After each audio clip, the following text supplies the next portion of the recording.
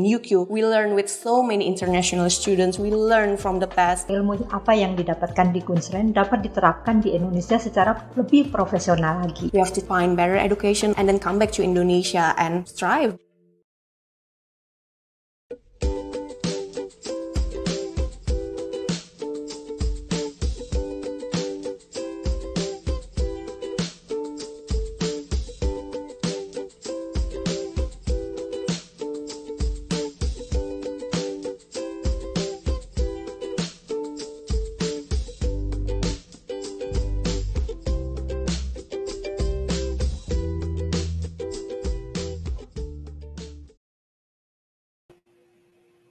Hai sister, selamat malam. Apa kabarnya hari ini? Mudah-mudahan setelah long weekend kita semua tetap dalam kondisi baik dan tetap semangat, sehat untuk kembali beraktivitas seperti semula besok ya. Nah, berjumpa kembali bersama saya Geraldine di rumah sistarts.id. Tadi kita ada sedikit melihat perbedaan di opening karena event malam ini adalah pembukaan dari rangkaian mini conference yang diadakan oleh Sistarts sistarts.id bekerja sama dengan University of Queensland dan juga Konjen RI untuk Australia yang didukung oleh Yukisa dan juga anak Brisbane. Jadi di mini conference ini kami akan mengundang alumni dari University of Queensland untuk berbicara mengenai Women Entrepreneurs Accelerator. Jadi sebelum kita mulai nih masuk ke acara dan mendengarkan apa saja sih yang akan di-sharing oleh para alumni University of Queensland ke para womenpreneur Indonesia, mari kita dengarkan kata sambutan dari Bapak Heru Hasubolo dari selaku Konjen RI untuk wilayah New South Wales, Queensland dan juga South Australia.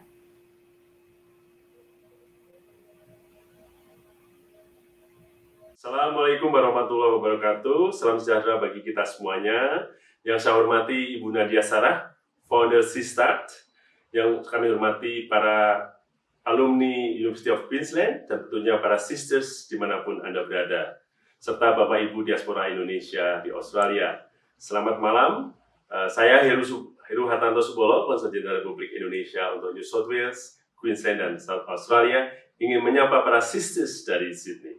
Pertama, apresiasi atas undangan yang disampaikan kepada saya untuk memberikan sambutan pada event Sistart.id malam ini, yang juga merupakan pembukaan dari rangkaian special event kerjasama dengan University of Queensland di Australia, guna mendukung wirausaha perempuan Indonesia di dalam memperluas wawasan dan jejaring dengan alumni UQ. Undangan ini merupakan undangan kedua dari Sistart. Setelah sebelumnya saya juga mendapatkan kehormatan untuk membuka sharing session bersama salah satu wirausaha perempuan Indonesia di Queensland, Bunda Alicia Martino, pendiri restoran Sendok Garpu yang juga finalis dari The Lord Mayor Multicultural Award for Business Multicultural Entrepreneurs of the Years tahun 2020.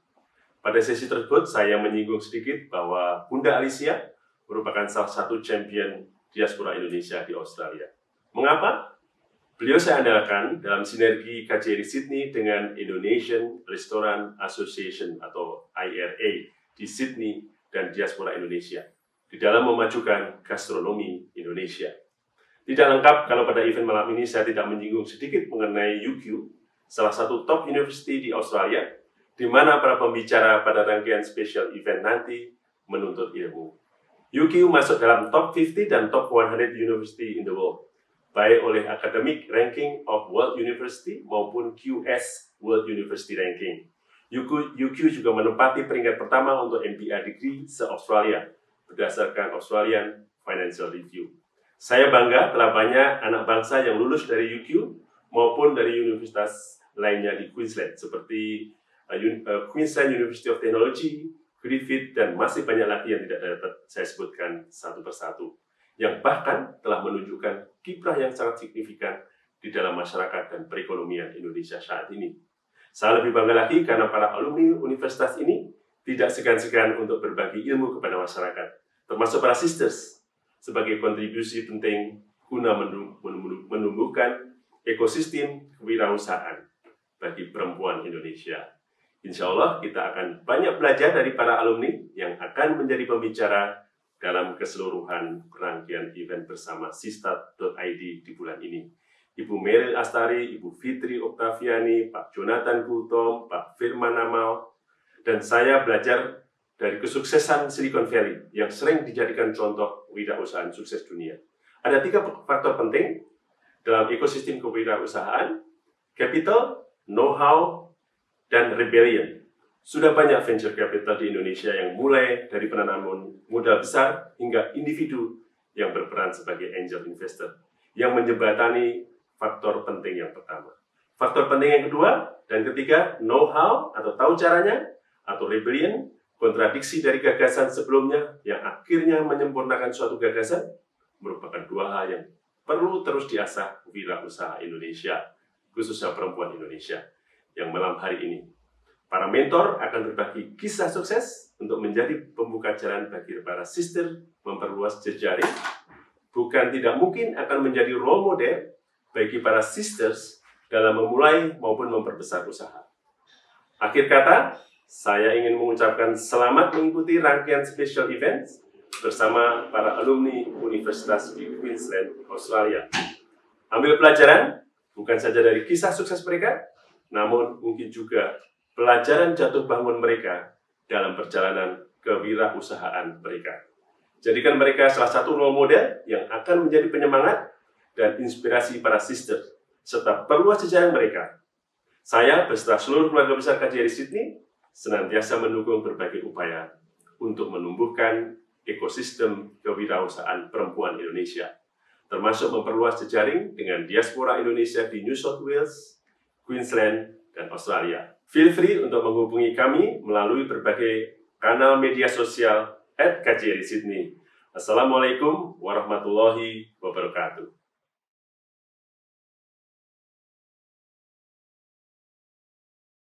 Kita mulai aja yuk teman-teman acaranya. Jadi malam ini kita akan ngobrol dengan salah satu alumni dari University of Queensland, seorang perempuan yang setelah berkuliah di sana dia lalu kembali ke Indonesia untuk bekerja, tapi juga tetap berusaha untuk merintis bisnisnya. Walaupun mungkin dimulai dari kecil-kecilan, tapi dengan penuh semangat tetap melakukan bisnis sampingan atau bisnis kecilnya ini di sela-sela kesibukannya sebagai employee di Alibaba Group.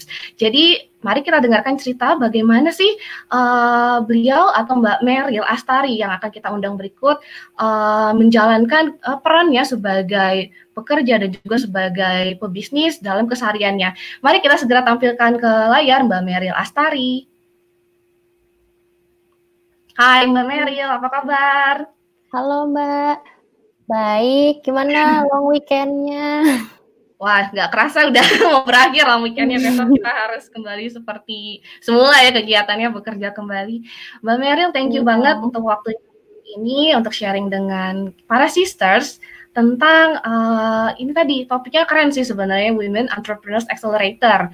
Nah Mbak Meryl nih sebagai perempuan yang juga memiliki usaha, pasti banyak banget ceritanya ya Mbak ya, bagaimana sih suka dukanya merintis usaha, apalagi Mbak Meryl sambil bekerja juga. Tapi mungkin boleh cerita ya Mbak, tadi kan kita lihat di cuplikan video di awal, kalau banyak sekali hal yang dipelajari di University of Queensland yang kemudian dibawa balik ke Indonesia untuk kemudian diamalkan dalam pekerjaan dan juga usaha kita. Mbak Meryl, how's your experience with UQ? Oke, kalau di UQ itu yang aku benar-benar senangin tuh kebebasan belajarnya. Soalnya di UQ kita bisa milih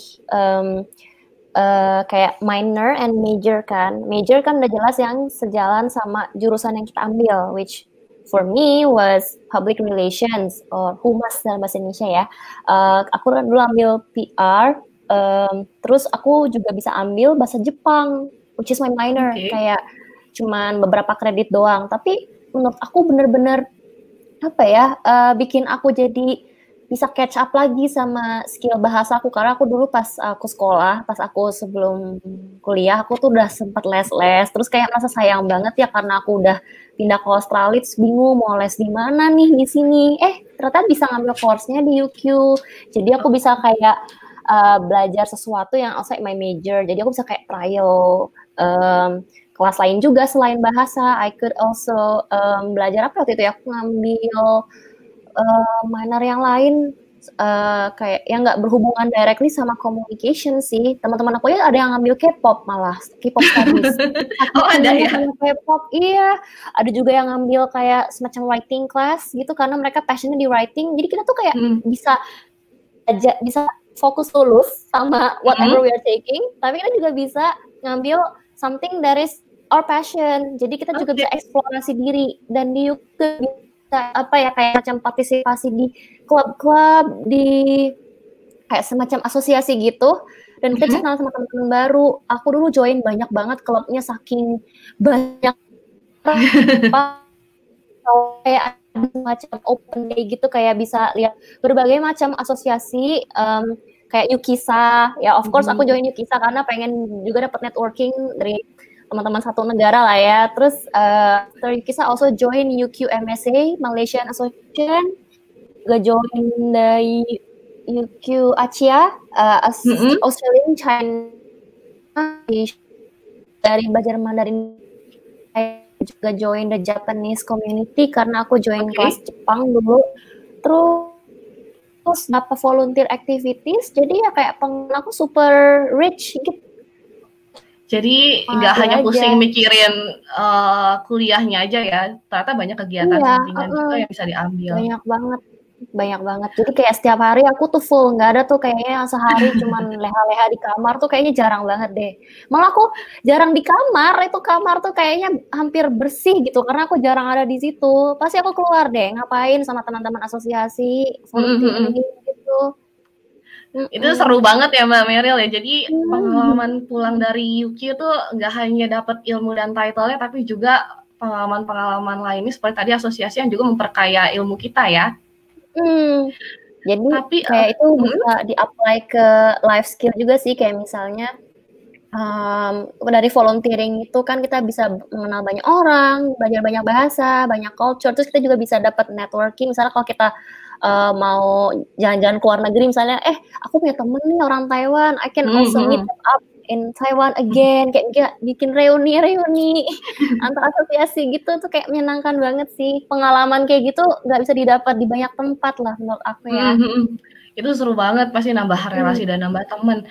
Tapi ini menarik nih, ternyata tadi Mbak Meryl sempat cerita kan, begitu selesai kuliah, ketika banyak teman-teman yang lain memilih untuk mungkin cari kerja di Australia atau stay di sana, tapi Mbak Meryl mau pulang dan coba mengamalkan ilmunya di Indonesia, dan akhirnya bekerja di beberapa tempat ya, tadi Mbak Meryl cerita, sampai akhirnya sekarang bekerja di Alibaba Groups. Mungkin bisa cerita Mbak ya, bagaimana sih Mbak keseharian Mbak Meryl setelah dari UQ? Maksudnya sekarang atau dari pas aku baru datang? Sekarang boleh, waktu baru datang boleh.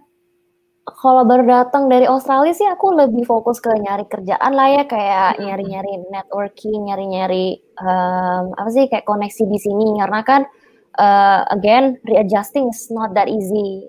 Terus aku kan mulainya dari PR, which is my major, aku langsung masuk ke agency. Waktu baru lulus tuh aku langsung dapat kerjaan di agency karena aku pernah kayak magang di sister agency-nya. Jadi aku kayak ya udahlah, it's not that many procedures to take. Terus aku join the company, it was called Zeno, and aku join di sana executive for 1 year and 2 months. Terus di sana pengalaman aku tuh ya getting to know more about the PR world, kayak ya media relations, press release, itu kayak makanan sehari-hari lah ya udah tentu. Terus selama itu ya bikin banyak networking juga, jadi kenal-kenalan sama teman-teman media, teman-teman influencers, dan sampai sekarang ada beberapa yang masih jadi teman baik aku gitu. Jadi kayak dari setiap project aku ketemu sama beberapa kawan-kawan influencer beauty, influencer lifestyle, jadi kayak sampai sekarang masih sering tektokan, dan mereka juga membantu up bisnis aku yang sekarang gitu. Jadi wah itu pengalaman yang nggak kerasa ternyata membantu apa yang kita rintis saat ini ya Mbak ya. Tapi boleh deh, mungkin Mbak Meryl sudah siapkan PPT-nya tadi, kita bisa lihat nih lebih jelas lagi seperti apa sih kehidupan Mbak Meryl setelah lulus dari UQ. Oke, tim operator boleh tolong tampilkan. Wah, ini banyak banget nih Mbak pengalaman dan pengalamannya sudah pernah dilalui ya. Mungkin boleh cerita, Mbak. Oke, seperti yang tadi aku bilang, from the top, aku abis lulus langsung kerja di Zeno. It's a PR digital agency. Jadi aku lebih fokusnya di bidang PR-nya sih, although there were my colleagues who were working on the digital side and on the creative side. Terus di situ aku kan cuma satu tahun 2 bulan, dan aku di situ sebagai klien eksekutif, aku pegang 5 klien, dan profil kliennya beda-beda semua. Kayak there was one airline, aku pegang Emirates Airline, terus pegang Moet Hennessy, alcoholic beverages, terus juga pegang Urban Icon, retail for fashion, pegang juga waktu itu Tourism New Zealand, Maybelline, makeup, beauty, terus banyak nih, pokoknya aku coba banyak banget industri. Jadi kayak selagi kerja ya selagi belajar juga. Jadi kayak oh gini toh PR in beauty, oh gini toh PR in airline, kayak mana ya? Kadang-kadang bisa diintegrasi juga gitu. Jadi kayak aku tuh pokoknya belajar banyak banget deh, dan dapat banyak koneksi dan teman-teman dari bidang yang berbeda-beda juga, gara-gara klien profilnya beda-beda juga. Oke. Angkat dari Zeno, aku pindah. It was a drastic move. Kayak aku mencoba industri lain. Aku lompat ke preschool. It's called Mighty Nine. Ya, ini lompatan yang jauh banget ya. Iya, jauh banget mah. Orang kayak what? Kamu ke preschool kayak kenapa? Nggak ada kenapa? You just want to try something new gitu ya. Perubahan situasi, karena aku orangnya lebih senang kayak dinamika lah ya. Maksudnya aku lebih seneng kayak apa-apa tuh berubah, nggak konstan. Maksudnya aku merasa I can get something new from anywhere. Jadi aku coba aja preschool. It was rezeki aku kali dapat di preschool juga. Terus di preschool tuh juga pekerjaanku sih not heavily PR, tapi aku juga jadi multitasking, admin, marketing. Dan Mighty Minds kan ada 3 cabang, ada yang di Menteng, ada di Hang Tua. Jadi aku juga harus mengenal profil-profil para parents dan potential parents yang mau sekolahin anak-anaknya di situ gitu. Jadi aku juga dapat koneksi dari situ juga sih, berbagai parents ternyata pernah ketemu sama aku di Zeno. Kayak it's really fun, kayak it's really linking everybody who I've met again.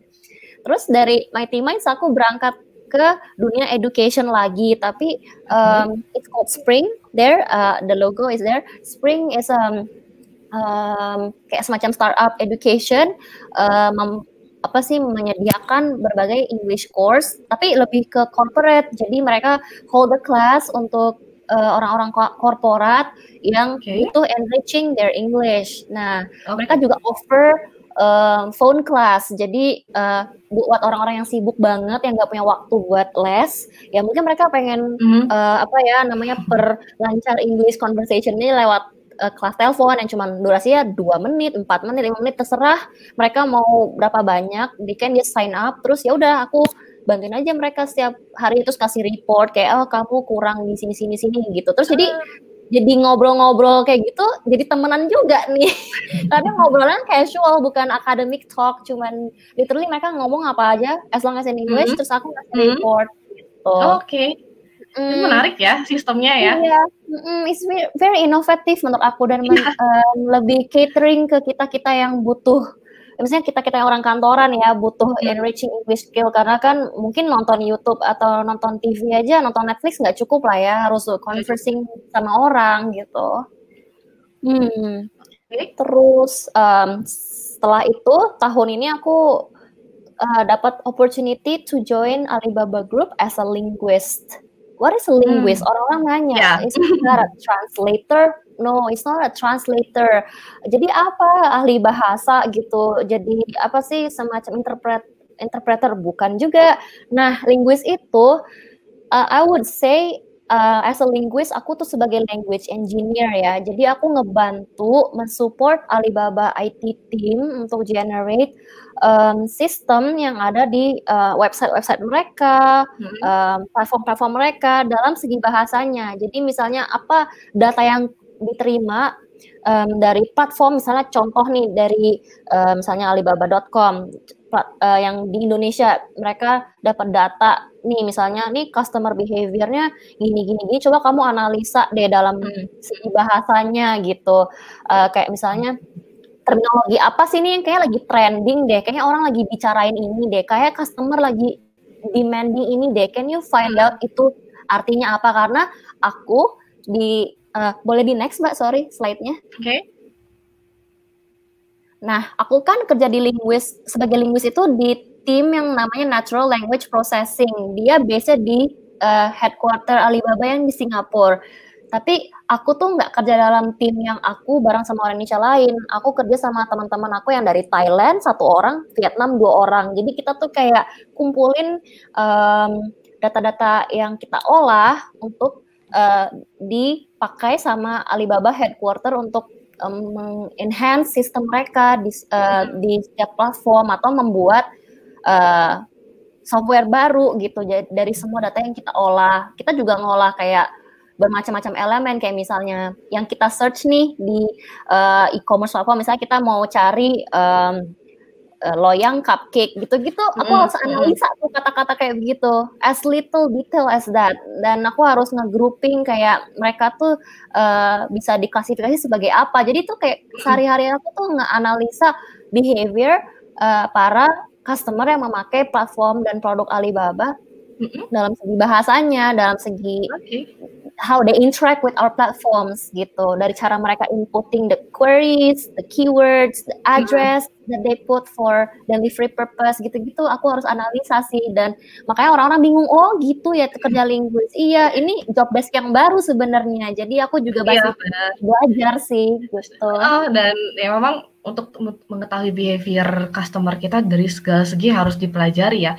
Pasti sibuk banget dong Mbak dengan segala pekerjaan barunya ini, apalagi tadi masih belajar juga linguis itu seperti apa. Tapi ini menarik dengan kehadiran Alibaba, sebuah marketplace baru lagi. Mbak, selama bekerja di Alibaba melihat nggak sih Mbak, apa sih value dari Alibaba Group atau value dari lingkungan kerja di Alibaba yang bisa membantu atau support keinginan kita atau kemauan kita untuk memiliki sebuah usaha atau untuk kemajuan usaha yang kita rintis? Nah, yang aku lihat sih dari lini usaha Alibaba ya, mereka nggak cuman e-commerce doang fokusnya, mereka juga fokus untuk ngehubungin antara supplier dan customer mereka. Jadi nggak cuman kayak commercial use ya, itu juga B2B. Jadi ada yang namanya tuh, boleh di next, sorry. Aku mau lihat. Nah, kan yang kita tahu di Indonesia tuh ada AliExpress kan, ada Alipay, ada AliCloud, ada UC Web, dan ada Lazada. Ternyata Lazada tuh payungnya Alibaba juga loh. Not many people know that. Mereka mungkin kira Lazada is another entity, tapi Lazada juga di bawah Alibaba. Nah, Lazada kan yang e-commerce-nya ya, yang kayak teman-temannya yang lain seperti Bukalapak, Tokopedia gitu-gitu. It's quite straightforward. Itu kan jual beli barang-barang komersil kan. Nah, AliExpress tuh juga sama seperti itu, cuman mereka lebih reach-nya lebih global ya, lebih kayak cater ke orang-orang luar Indonesia juga, dan dari luar ke Indonesia gitu. Terus kalau Alibaba.com ini menarik, dia kayak nge-supply bermacam-macam alat dan kayak bahan bakunya ya. Bahan bakunya yang sebaku itu, kayak misalnya I see on the website tuh ada kayak semacam karbon, ada batu bara, kayak bener-bener bahan-bahan yang baku banget, sampai mesin-mesinnya tuh semua ada di situ. Jadi platformnya itu kayak menghubungkan supplier sama bisnis. Jadi kayak B2B lebih Alibaba lebih B2B. Dan mereka ada aplikasi sendiri, yaitu namanya yang di slide ini si Alibaba Supplier. Jadi mereka tuh kayak bikin easier antara klien dan potential kliennya.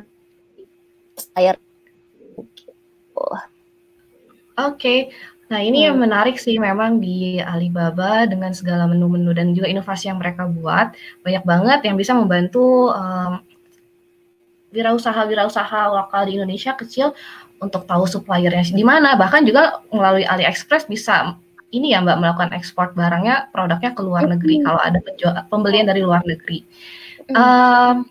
Kalau aku dengar nih Mbak, kan tadi kita juga udah lihat sedikit profilnya Mbak Meryl, ternyata Mbak Meryl juga mempunyai usaha juga ya Mbak di produk natural soap dengan brand Dainty Drops ya kalau nggak salah. Betul. Nah ini menarik sih Mbak, dengan segala kesibukan di pekerjaan dan juga sebenarnya agak jauh ya dulu waktu kuliah mengenai PR, tiba-tiba membuat usaha dengan produk natural soap yang pasti kan harus belajar lagi nih mengenai kimianya, bagaimana membuat sabun yang natural. Itu gimana Mbak ceritanya sambil bekerja Mbak Meryl kepikiran untuk merintis usaha juga? Oke, gue next dulu Mbak, sorry, slide-nya. Oke. Iya, jadi sebenarnya ini lucu sih, kayak aku tuh dulu pas di Australia, kan sering lihat ada kayak natural body soap, natural bath bombs, natural essential oil gitu-gitu, terus kayak, on my spare time aku tuh kayak kalau ke mall, kan di Australia tuh mallnya tutup jam 5 ya, jadi aku juga kayak selain ke mall tuh, pokoknya kalau orang bilang cupu basi Australia tuh jam 5 udah tutup, nyebelin. Jadi kayak aku juga selain dari ke mall kayak juga jalan-jalan ke tempat yang kayak vintage shop. Mereka juga jual hal-hal kayak gitu kan. So kayak wah ini lucu-lucu banget ya. Maksudnya kayaknya nothing is killing my stress better than just simply taking a nice bath. Nah, terus aku suka koleksi tuh sabun-sabun lucu. Terutama dari Lush. Lush kan ada ya di Australia, kalau di sini kan kita belum ada ya. Kayak wah Lush ini bath bomb-nya bener-bener kayak sayang banget mau dipakai, tapi kalau lagi stres mau ujian ya udahlah mungkin one bath bomb can kill the stress. Ya udah aku suka berendam kayak numpang di rumah teman lah sampai pokoknya aku maksudnya selalu time untuk have a nice bath karena menurut aku tuh semacam terapi yang time ya. Pampering dan terapi yang paling simple tapi paling efeknya lumayan besar sih Mbak. Aku juga pengen ciptain kayak gitu by myself. Nah aku kayak rasa apa enggak aku belajar soal bath bomb ya. Aku mau dari bath bomb nih. Terus kan bath bomb tuh cuma kayak buat dipakai buat lucu-lucuan ya, kayak buat berendam terus lihat fizzing kayak gitu. Terus lihat warna bathtub aku jadi warna-warni. Tapi kan maksudnya the health effect mungkin maksudnya the health benefit nggak sebanyak sabun. Nah, terus aku kayak ya daripada nanggung amat, mendingan aku cobalah look into natural soap. Terus aku kayak jadi browsing gitu kelas-kelas sabun. Kan di Indonesia lagi banyak juga nih menjamur nih course tentang DIY candle, DIY shampoo bar, DIY soap banyak bar. Banget sekarang. Kayaknya memang awareness tentang natural product lagi naik juga ya di Indonesia.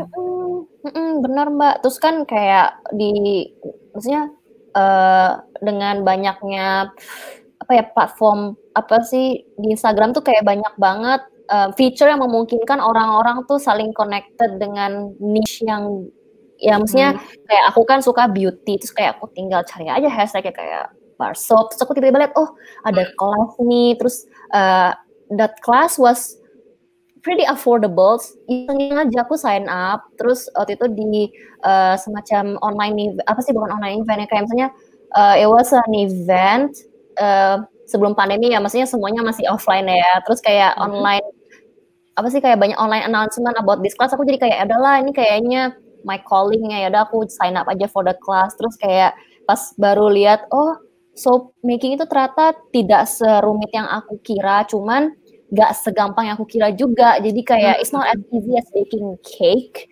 Meskipun sebenarnya alatnya, bahannya tuh mirip-mirip bahan kue gitu at first glance.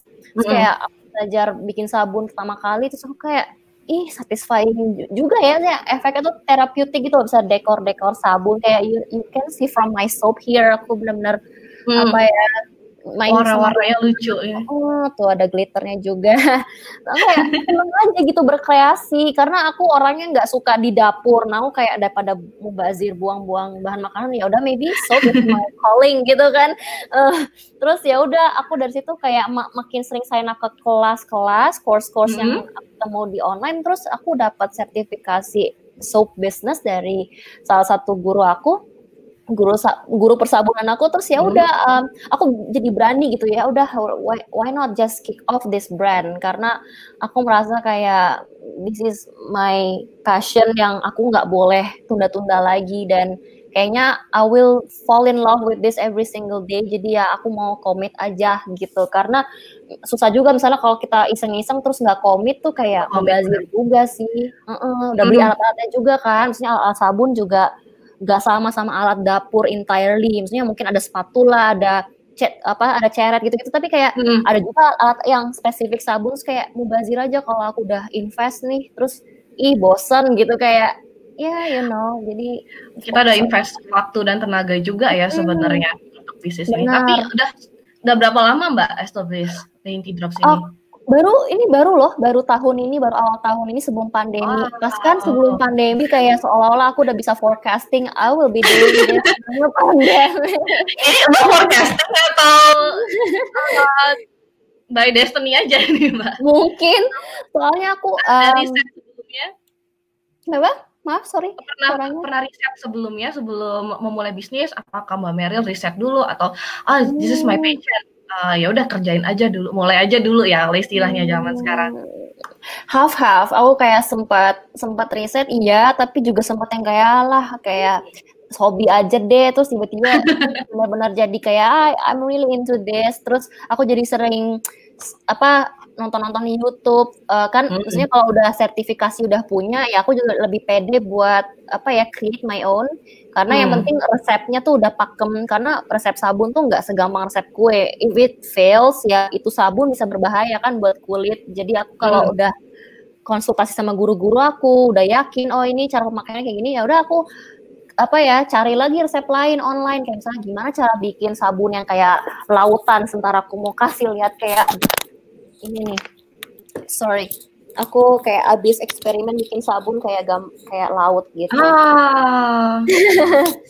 Nih, kayak aku lihat-lihat tekniknya tuh di YouTuber para pembuat sabun dari Jepang, dari Korea. Kayak aku begadang nonton kayak ginian doang, kayak nonton tekniknya gitu, kayak wow, kayak ASMR, seru ya, ASMR gitu loh, kayak wah kayaknya satisfying banget, aku pengen coba bikin juga gitu.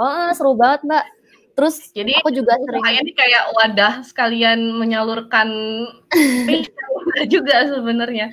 Iya, kayak ini tuh kayak semacam kalau aku lagi stres tuh aku kayak mikirin ide sabun aja deh. Mungkin kalau terlalu mikirin kerjaan tuh mumet ya udah I just think about next soap design mau ngapain. Tuh di slide aku sampai mikir how to make a soap cupcake gitu-gitu. Ya aku lihat-lihat orang-orang lain cara mereka bikin, terus aku bikin kreasi aku sendiri aja. Terus lip balm juga itu semua all natural, bahan-bahannya nggak ada bahan-bahan berbahaya dan semuanya food grade, anak kecil juga bisa pakai. Bikinnya from my own kitchen sama mamaku. Mamaku tuh kayak semacam my sidekick. Ya tentu aku gaji mamaku ya. Maksudnya mamaku nggak volunteer banget juga, nggak, kasihan lah. Tapi mamaku senang banget bantu aku. So kudos to her. Thank you mama. Mamaku kayak bantu aku aduk-aduk adonan lip balmnya, isi-isiin, terus packaging. Mamaku kan paling rapi ya kalau packaging. Kalau udah lipet-lipet. Bener, aku orangnya, to be honest, I'm really clumsy. Kadang-kadang stres sendiri kalau stiker lip balmnya, kok nggak presisi gitu-gitu. Jadi it's my mom's job mostly.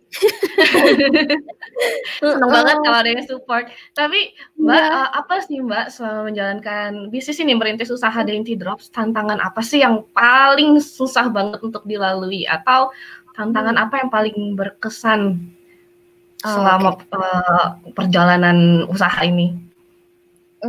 Coba di next dulu Mbak, sorry, I have some pointers di next slide. Ya, ya itu kan tuh aku setiap hari tuh WFH, kadang-kadang ada orderan, kayak kadang-kadang pusing juga ya kalau tiba-tiba banyak orderan. Kalau aku lagi gabut tuh rasanya kayak kok sepi orderan sih, mana sih orang-orang nih gitu. Tapi kalau lagi load banyak di WFH, tiba-tiba dapat banyak tugas, dapat banyak load, tiba-tiba banyak orderan dari Tokopedia, kayak kelabakan banget. Ya udah, untung ada mama kan.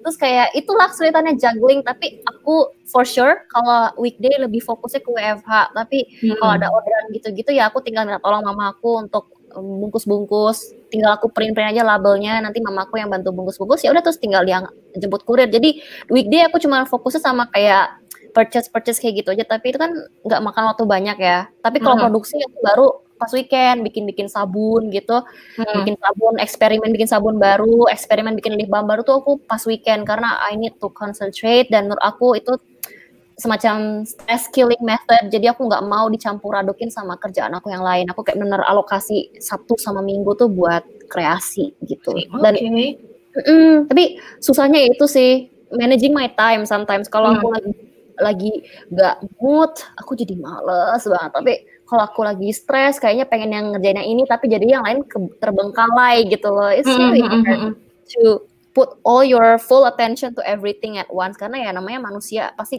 capek juga lah ya, kayak mikirin yang hal yang sama terus. Jadi aku tuh harus kayak pinter-pinter cari balance-nya. That's the hard part. Terus kadang suka begadang karena mikirin ide sabun, terus jadi masuk angin kayak kebanyakan ide tapi lupa sama badan sendiri. Nah, it's already a challenge in itself. Ini menarik sih Mbak, tapi aku selalu penasaran sama orang-orang yang punya side hustle atau side bisnis seperti ini.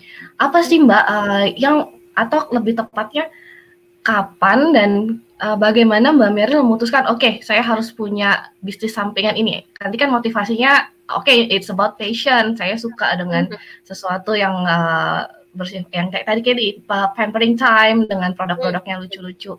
Tapi ada faktor lain kah Mbak Meryl yang membuat Mbak Meryl memutuskan kayaknya punya side bisnis oke nih? Atau sebenarnya kita perlu banget deh sebagai perempuan untuk punya side bisnis dan kemudian menjadi pemasukan tambahan? Sebenarnya kalau aku sih lebih mikirnya tuh side business tuh kayak something I can always hold on to. Misalnya kalau tiba-tiba one day I'm unemployed karena kan lagi pandemi gini, we don't know for sure. Kayak kadang-kadang suka dengar cerita horor teman-temanku tiba-tiba di PHK lah, gini-gini, aku langsung kayak no, I must have a backup plan. Jadi kayak I have to have something is running in the background. Makanya menurut aku having a business is one way to ensure myself that I'm in a safe place and I can provide for myself and for my family. Tapi yang penting itu sesuai passion juga, karena kalau nggak percuma. Nanti kalau nggak komit, ya itu tadi aku bilang, ntar mubazir, ntar rugi gitu kan. Jadi harus sesuai sama yang kita suka juga sih, dan kita jalanin dengan ikhlas, nggak maksudnya ya nggak terpaksa ngapain sih aku bikin sabun. Aku kalau bikin sabun tuh kayak semangat banget, saking semangatnya tuh kalau sabunnya salah, sabunnya gagal, kesel juga. Kayak jelek desainnya, pengen aku buang. It's the kind of anger that drives me to be better. Bukannya ada anger yang kayak why am I doing this? Aku tuh nggak mau gitu loh bangun pagi misu-misu why I'm doing this tuh kayaknya udah negative energy aja gitu ya. Gitu. Jadi bangun pagi langsung bawaannya pengen positif aja deh. Masalahnya apa ayo masalahnya apa ya kita selesaikan ya. Benar. Tapi Mbak, aku sih kalau ngelihat dari produk-produknya Dainty Drops ini emang lebih menekankan ke desain yang lucu-lucu dan warna yang menarik ya. Itu emang Mbak desain ya yang membedakan Dainty Drops dengan produk lainnya. Betul, karena aku kan suka lihat sabun-sabun bar soap yang udah di pasaran gitu, kayak they're more about the function only, right? Dan maksudnya what makes me different kalau aku kayak gitu juga gitu. Dan aku tuh pengen bikin sabun yang lucu tapi affordable juga gitu loh. Aku pengennya anak-anak yang di bawah aku sih juga ikut enjoy the product, karena rata-rata anak-anak seumuran kayak SMP, SMA, kuliah tuh kayak ngerasa sabun-sabun kayak gitu tuh kayak luxury goods gitu loh, kayak alah pas kerja deh baru bisa beli-beli kayak gitu. Nah, aku nggak mau mereka left out in this hype. Nah, aku pengen bikin sabun yang everybody can enjoy, bahkan yang tua-tua sekalipun, bahkan anak-anak kecil pun suka sama sabun aku, kayak lucu ya, kayak makanan gitu. Pengen mandi gitu kan, anak-anak kan susah suruh mandi, ya udah take shower with my itu sabun yang distraksi kan buat moms yang buat moms yang susah suruh anaknya mandi tuh, welcome to buy my soap. Mungkin anaknya bisa terhibur di kamar mandi. Karena lucu, kayak mermaid, kayak cupcake. Jadi itu salah satu poin plusnya ya, salah satu yang ditonjolkan dari sabun-sabunnya Dainty Drops.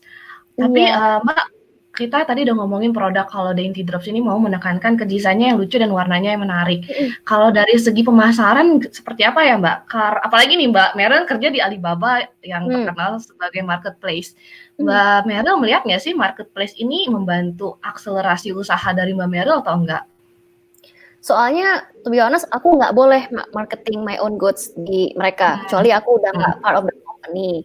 Tapi menurut aku kalau di marketplace di Alibaba sendiri, when I see other brands, ya penting sih punya distinguisher gitu, karena kalau enggak, you'll be just another generic brand. Maksudnya kamu akan sama aja kayak brand toko sebelah atau produk toko sebelah kalau kamu nggak punya unique points, unique selling point, nggak ada USP-nya ya udah. Nanti kalau orang search kayak bar soap gitu ya di Lazada, ya palingan yang keluar ya akan mirip-mirip. Nah, lebih baik kan punya standing out point-nya ya, jadi orang tertarik. Dari foto tuh penting loh, maksudnya penting banget ya. Important. People are drawn to what they see aesthetically. Jadi nggak cuma dari fungsinya, kalau fungsi dan estetiknya ada kan berarti plus dong poinnya ya, gitu. Berarti sekarang penjualan dari Dainty Drops 100% on marketplace atau tetap melalui Instagram atau platform lainnya ada? Aku lewat Instagram, WhatsApp business. Ya misalnya kan aku juga punya akun WhatsApp business buat Dainty Drops. Jadi kayak orang-orang bisa inquiry buat custom di situ sama lewat Instagram. Terus kalau mereka mau beli dengan cepat ya bisa lewat Tokopedia atau Shopee. Karena itu yang paling accessible buat aku dan yang menurut aku yang paling convenient untuk sekarang dan yang boleh kupakai juga gitu. Oke, Mbak Meryl, menarik banget nih cerita-ceritanya tadi mengenai perjalanan Mbak Meryl tadi sejak kuliah di University of Queensland di Brisbane, Australia, di mana Mbak Meryl ngerasa tadi ya Mbak, banyak banget kebebasan dan juga punya kesempatan untuk bisa berasosiasi, bisa berkumpul dengan banyak teman, bertemu dengan banyak relasi baru, kemudian bekerja, yang tadi Mbak Meryl juga cerita nih lompat-lompat karena Mbak Meryl mau cari pengalaman dan ilmu sebanyak mungkin sampai akhirnya juga memiliki dan merintis usaha sampingan Dainty Drops. Mbak Meryl mungkin sambil kita menyapa juga teman-teman yang udah menonton ya.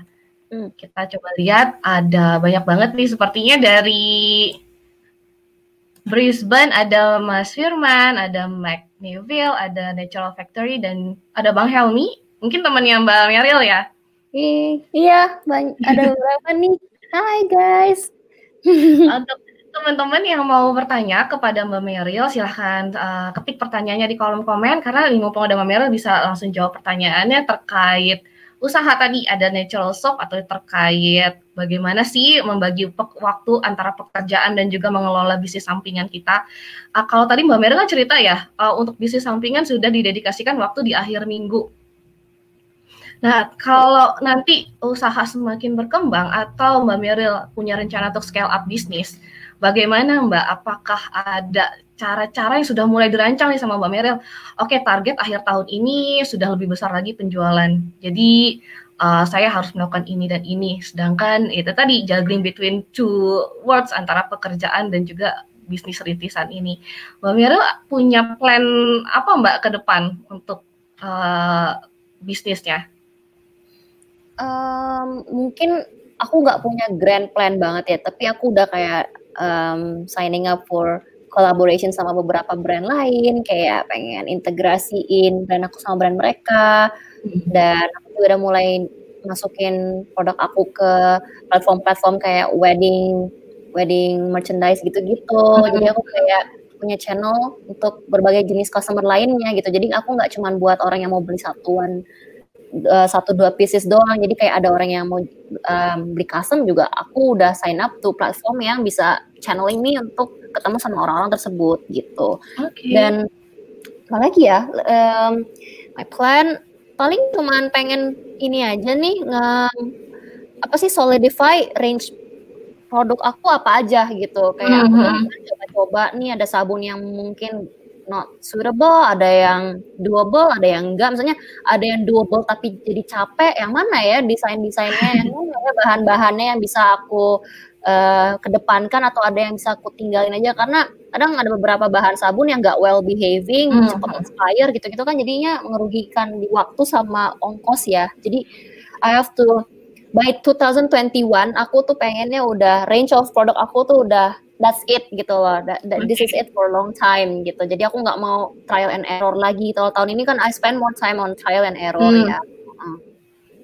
Kayak setahun pertama tuh emang struggling banget ya. Kita kayak masih mencari jalan. Bahkan packaging pun aku kayak cari-cari dulu kayak ini ada yang opsi yang lebih bagus lagi nggak ya, lebih environmental friendly, yang lebih affordable juga gitu. Jadi nggak bikin mahal di packaging doang kan sayang. Misalnya the sabun itself is not that expensive, tapi gara-gara packaging so lucu terus tiba-tiba jadi mahal kan, kasihan customer aku gitu. Apalagi sekarang kayak tren packaging yang lagi berlapis-lapis ya, ada box juga kemudian perintilan lainnya. Tapi Mbak Mera ini ada satu pertanyaan deh, kita sambil jawab pertanyaan juga ya. Boleh. Dari yang pertama dari Mbak Nadia Sarah. Mbak, apakah di Alibaba produk karya Indonesia juga bisa dipasarkan? Mungkin Alibaba.com maksudnya atau gimana nih? Mungkin Alibaba.com atau AliExpress. Oh, oke. Kalau AliExpress kan lebih yang retail ya. Oke, aku boleh jawab? Boleh? Silakan, Mbak.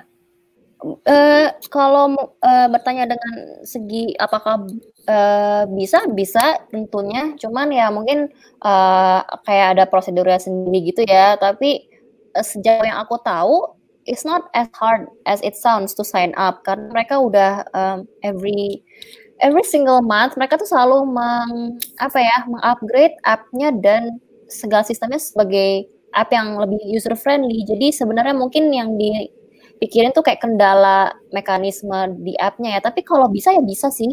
So mungkin orang masih bingung di bahasa ya Mbak, karena Alibaba kan dari Tiongkok. Kalau untuk bahasanya sendiri di aplikasinya sudah ada bahasa Indonesia belum ya? Sudah, tapi ya mungkin lagi disempurnakan juga ya. Lagi on the way to be more lebih baik lagi interface-nya gitu. Oke, Mbak Nadia, mudah-mudahan jawaban dari Mbak Meryl bisa menjawab pertanyaannya. Berikutnya ada pertanyaan lagi dari Pinky Bani. Mbak Meryl, kalau Alibaba sendiri ini office-nya ada di Indonesia. Kalau untuk yang tadi disebut supplier itu base-nya di Indonesia kah? Terus pasarnya ke seluruh dunia? Oke Mbak, mungkin Mbak Meryl ada informasi ya mengenai ini. Apakah kantor Alibaba sendiri ada di Indonesia atau enggak Mbak sekarang? Ada. In fact, walaupun aku sendiri pas masuk langsung WFH, aku sempat ke kantornya dan aku sempat lihat kayak meja ini, section ini tuh buat yang Ali Cloud, yang sebelah sana buat UC Web. Tapi semua lini bisnis Alibaba udah di sini kok.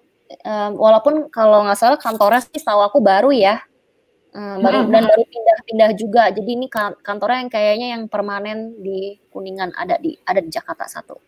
Jadi ada ya.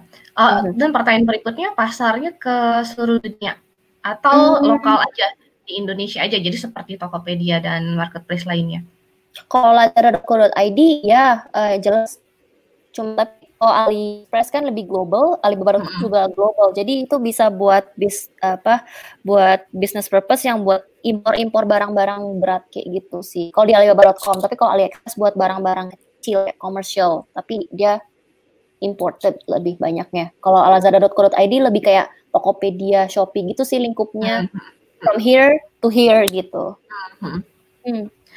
Oke, Mbak Pinky Bani, itu tadi jawaban dari Mbak Meryl. Oke, bos, pertanyaannya sudah nggak ada nih Mbak. Udah habis, mungkin kita lanjut ngobrol lagi ya. Tadi udah cerita tuh mengenai tantangannya apa aja sih dalam melakukan bisnis sampingan dan juga pekerjaan.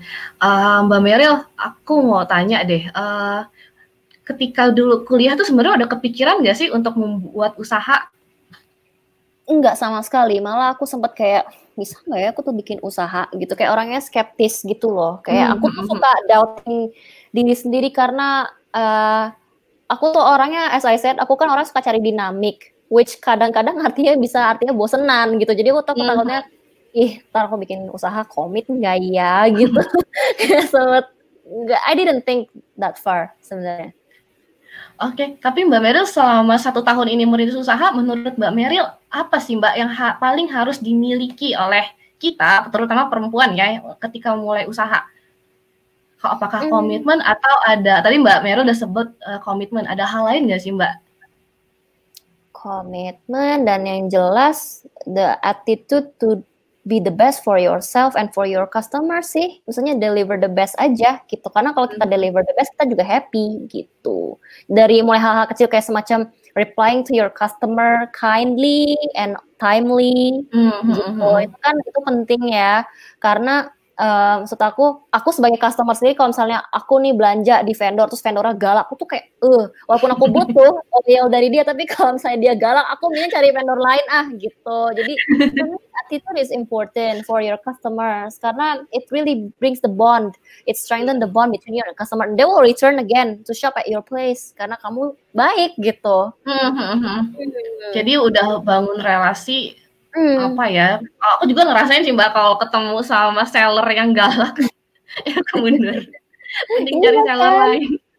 Iya kan, misalnya kita nanya baik-baik, Kak, ini expire-nya baca dong, kayak gitu loh, kayak nanya doang loh daripada aku salah beli ya kan.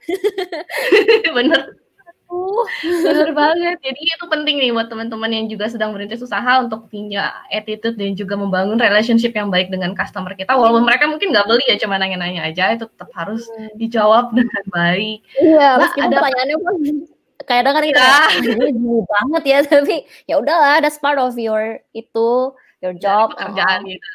Mbak, ada pertanyaan lagi nih baru masuk. Oke, ini menarik sih Mbak. Kalau linguis ini mendukung nggak bisnis Mbak Meryl yang Dainty Drops? Karena kan dua hal yang sama sekali berbeda. Ironically berhubungan juga sih, karena kalau sebagai linguis kan aku menganalisa beberapa tren yang terjadi, karena aku kan ngelihat pattern, karena sebagai linguis tuh aku data engineering juga, jadi aku tuh kayak setiap hari kerjanya tuh baca puluhan ribu data, melihat pattern, melihat apa sih yang lagi happening di Indonesia sekarang berdasarkan keyword-keyword yang di-input sama customer-customer di platform Alibaba. Aku kayak ngerasa, ada tren ini nih. Terus aku kayak jadi kepo, terus aku searching sendiri. Terus aku kayak ngerasa, mungkin ini bisa diaplikasikan ke sabun aku atau di lip balm aku. Mungkin ini kayak semacam hal yang aku harus pelajari. Maybe it can be useful gitu. Karena dari data itu ya banyak hal yang tidak pernah aku pikirkan sebelumnya tiba-tiba ting gitu. People think like this gitu loh. Aku ngeliat behavior orang, melihat perspektif orang dari my job as a linguist sebenarnya. Oke, jadi menarik juga ya Kak. Ya tadi ternyata data memang sangat mempengaruhi keputusan-keputusan, bisa mempengaruhi keputusan yang kita ambil untuk bisnis kita. Kalau dari Mbak Meryl mungkin data-data dari itu tadi ya, bahasa-bahasa yang digunakan oleh para customer. Oke, Mbak Kiki, itu tadi jawaban dari Mbak Meryl. Kita next ke pertanyaan selanjutnya dari Natural Factory. Kayaknya bisnisnya sama juga nih sama Natural Softnya Dainty Drop. Mbak, how you manage your motivation in business? Karena untuk bisnis pribadi ini kan sebenarnya ya benar-benar tergantung kita sendiri dan apalagi kita punya penghasilan tetap ya Mbak. Tapi how you keep your motivation? Kalau aku justru mikirnya gini sih, kalau motivasi ya karena aku tuh lebih ke seneng producing good things gitu loh. Aku tuh senang when I produce something that is really cute, bukan buat orang, buat aku sendiri aja. Kadang-kadang juga ada beberapa sabun yang aku pakai dan aku nggak jual, nggak aku kasih siapa-siapa, just for me to see, aku pajang di meja aja gitu. Kayak the satisfaction that comes with it sih. Dan aku bukan orang yang driven by money yang kayak, aku tahun ini harus dapat segini profit. Enggak, nanti aku jadi gila kalau kayak gitu. Jadi aku kayak berusaha nyantai-nyantai aja. Kalau dapat ya dapat, kalau enggak ya enggak gitu. Kayak take it easy karena semakin kita pikirin kayak gitu, semakin rasanya tuh perjalanan tuh terjal banget naik ke atas. Jadi mendingan ya just enjoy the process dan love what you do what you love sih kalau kata aku. Karena it comes with love. Everything that comes with love, what you create will show that you put love into it gitu. Produk yang kita hasilkan juga mencerminkan seberapa banyaknya kita sukai pekerjaan kita gitu sih. Output itu cerminan dari our attitude about what we do gitu. Tapi ini sih Mbak, aku setuju sih. Jadi kalau kita passionate sama produk kita pasti akan terbaca sama orang. Dan kayak spirit itu pindah juga ke orang yang melihat passion kita. Dan not gonna lie, aku sempat kayak kesel juga sih, kayak misalnya kalau orang-orang kayak main ngomong kayak really harsh, kayak sabun lo kok mahal sih? Emang segini doang mahal? Dalam hati aku kayak belum tahu aja cara bikinnya gimana. Aduh, coba lihat nih begadang, lihat nih sampai mata kena adonan sabun kayak aku suka dokumen my process di Instagram Dainty Drops. Jadi orang tuh lihat ini tuh bukan mesin yang bikin, it's a human being. Jadi ada seninya dalam imperfection. Jadi aku tuh kayak berusaha take my audience to enjoy the process with me. Nah itu sih yang memanage aku tetap termotivasi, karena kalau udah teman-teman yang follow Dainty Drops tuh kayak seneng sama how it looks and how the process is, kayak mereka kayak wah ternyata gini ya. Jadi aku tuh kayak pengen edukasi mereka juga. Jadi it burns my motivation even more gitu loh. Oke, menarik banget nih. Salah satu tipsnya dari Mbak Meryl juga, bagaimana cara menjaga motivasi kita ya. Itu tadi, emang prosesnya yang harus kita lalui dan kita harus seneng ya sama produknya, supaya ya itu tadi kita mau produce produk yang bagus. Jadi ya udah tetap semangat aja bikin, walaupun orang di luar sana mau komen apa, kita tahu produk kita dibuat dengan bagus ya Mbak Meryl. Pede aja lah. Pede aja. Oke, Meryl, aku coba cek semua pertanyaan udah terjawab. Mungkin sambil nunggu pertanyaan lainnya atau oke, tapi nggak terasa kita sudah 53 menit ngobrol. Aku punya pertanyaan terakhir aja deh untuk Mbak Meryl. Oke. Mbak Meryl, bukan pertanyaan ya, aku mau minta dong, apa sih pesan Mbak Meryl untuk para womenpreneur di Indonesia, baik yang sedang merintis usaha ataupun baru memiliki idenya tapi masih takut untuk membuat usaha? Tips ya.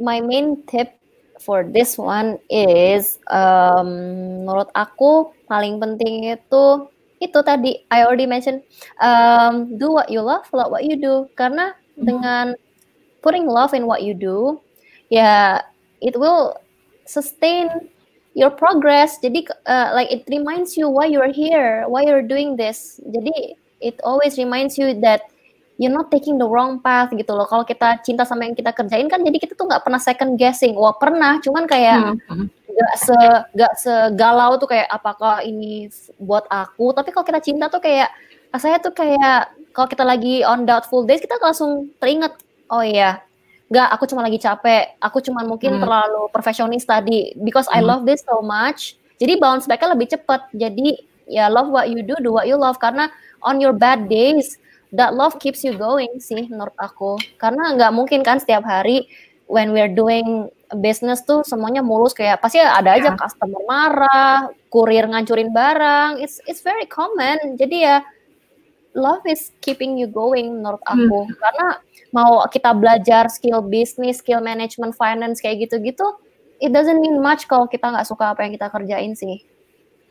Oke Mbak, jadi love what you do and do what you love. Thank you banget Mbak Meryl untuk waktunya malam ini. Untuk teman-teman yang sudah menonton juga, mudah-mudahan sharing dari Mbak Meryl juga bermanfaat untuk kita semua ya yang menonton acara ini. Thank you yang sudah bertanya. Dan juga thank you sekali lagi untuk Mbak Meryl dan juga teman-teman di anak Brisbane dan UKISA serta University of Queensland, Brisbane, Australia, dan juga KJRI Sydney yang sudah mendukung acara ini. Oke teman-teman, obrolan kita malam ini harus kita sudahi dulu sampai sini. Kepada Mbak Meryl, thank you banget Mbak sekali lagi atas waktunya malam ini sudah sharing. Untuk teman-teman, jangan lupa untuk follow dan juga subscribe YouTube shestarts.id, karena minggu depan kita masih ada nih rangkaian kedua dari mini conference dengan alumni University of Queensland. Jadi ikuti terus jadwalnya untuk tahu topik berikutnya itu mau ngomongin apa ya. Jangan lupa juga untuk kalau mau tahu nih tentang Dainty Drops, untuk lihat-lihat ke Instagramnya Dainty Drops. Boleh Mbak Meryl disebut alamat Instagramnya? Di @ dulu ya, Dainty Drops, DAINTY Drops, kayak drop jatuh tapi pakai S sih namanya. Oke, teman-teman yang mau tahu nih produknya lucu-lucu itu seperti apa, silahkan datang ke @daintydrops @daintydrops. Dan juga jangan lupa follow dan support juga usaha milik perempuan Indonesia. Untuk teman-teman semua, thank you waktunya malam ini. Semoga semuanya dalam keadaan sehat. Jangan lupa untuk jaga selalu kesehatan dan juga ikuti protokol kesehatan dan bantu pemerintah, bantu lingkungan kita untuk memutuskan rantai penyebaran COVID-19. Thank you semuanya. Sampai ketemu di mini conference dengan minggu depan. Bye.